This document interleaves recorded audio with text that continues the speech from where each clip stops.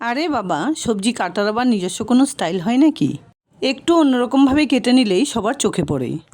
আমার চ্যানেলে অনেক দিন আগে ভাইরাল হওয়া একটা নিরামিষ রেসিপি আজ আমি আবারও তোমাদের সঙ্গে শেয়ার করছি। এক টুকরো ভাড়াল পাতলা করে খোসা ছাড়িয়ে এভাবে একটু বড় বড় টুকরো করে কেটে নিলাম। সঙ্গে ডুমো করে কেটে নিয়েছি দুটো আলু। ভাড়াল কিন্তু ন্যাচারালি আমি এভাবে কাটি না, একটু অন্যরকমভাবে কেটেছিলাম বলেই আমার অনেক বন্ধুদের মধ্যে এই নিয়ে কিউরিসিটি ছিল। যাই হোক, কড়াইতে পরিমাণ মতো সাদা তেল গরম করে কিছু কাজু কিশমিশ ভেজে নেবার পর একটুখানি নুন হলুদ দিয়ে আলুগুলোকে ভেজে তুলে রাখলাম।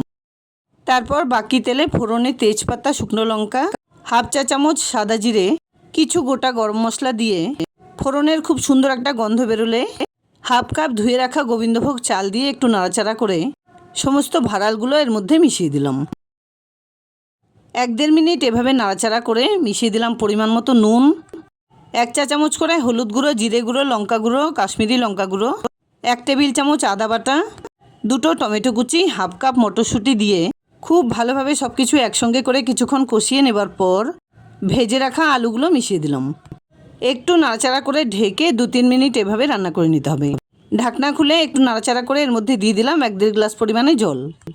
ঢেকে কিছুক্ষণ রান্না করে নেবার পর আলু সেদ্ধ হয়ে এলে ভেজে রাখা ড্রাই ফ্রুটস, কিছুটা পরিমাণে গরম মশলা গুঁড়ো, 3-4টে চেরা কাঁচা লঙ্কা আর ঘি দিয়ে নামিয়ে নেব। ভাড়ালটা কিন্তু একদম কচি ছিল, যার জন্য আলুর সঙ্গে খুব সুন্দরভাবে সেদ্ধ হয়ে গেছে। কলার যে কোনো জিনিস যেমন থোর, ভাড়াল, মোচা আমাদের স্বাস্থ্যের জন্য খুব উপকার।